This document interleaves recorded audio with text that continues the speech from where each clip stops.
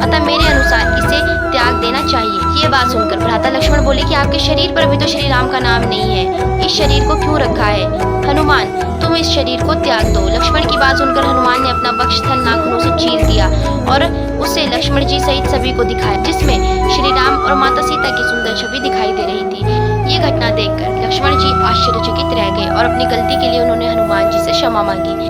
हम जब भी किसी परम भक्त का स्मरण करते हैं तो निसंदेह हमारे जहन में केवल राम भक्त हनुमान का ही नाम आएगा, परंतु श्री हनुमान जी का ये मानना है कि कोई और भी इस संसार में है जो उनसे भी बड़ा राम भक्त है। अब आप भी सोच रहे होंगे कि आखिर कौन है वो भगवान के परम भक्त जिन्हें बजरंग बली खुद से भी बड़ा राम भक्त मानते हैं। रामायण काल में जब हनुमान जी संजीवनी पर्वत को अपने साथ लेकर लौटते हैं तब वैद्य संजीवनी द्वारा मूर्छित लक्ष्मण को स्वस्थ कर देते हैं। उसके बाद भगवान श्री हनुमान जी की प्रशंसा करते हुए गौरवान्वित महसूस करते हैं और कहते हैं कि अगर इस जगत में कोई मेरा परम भक्त है तो वह केवल तुम हो।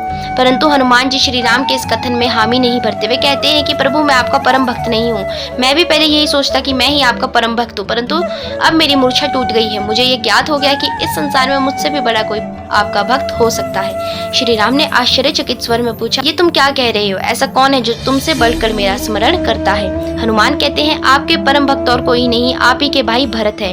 केवल वही है जो आपके परम भक्त है और उन्हीं ने आपकी महिमा को समझा और जाना है। क्योंकि जब लक्ष्मण को स्वस्थ करने के लिए मैं संजीवनी लेने गया था तब आकाश के मार्ग से जाते हुए भरत ने मुझे देख लिया और मुझे राक्षस समझ लिया, एक ऐसा राक्षस जो उस वन को कोई भी नुकसान पहुंचा सकता है। उन्होंने मुझे देखते ही मुझे अपने बाण से घायल कर दिया और मैं धरती पर आकर गिर गया। ये देखकर भी मैं घायल हो चुका हूँ। भरत जी ने किसी वैद्य को नहीं बुलाया और ना ही संजीवनी मंगाई, केवल हाथ जोड़कर कहने लगे, मेरा श्री राम के चरणों में वचन कर्म और शरीर से निष्कपट प्रेम है तो प्रभु मुझ पर प्रसन्न होकर इस वानर की पीड़ा व थकावट को दूर करे।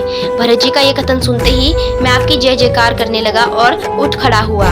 मैं आपकी भक्ति करता हूँ, परंतु आपके नाम पर भरत जैसा विश्वास नहीं करता, क्योंकि अगर मैं विश्वास करता तो संजीवनी लेने जाता ही नहीं, केवल आपका नाम लेता और सब कुछ ठीक हो जाता। जब मुझे बाण लगा तो मैं गिर गया, परंतु पर्वत नहीं गिरा, क्योंकि उस पर्वत को मैंने नहीं स्वयं आपने उठाया हुआ था।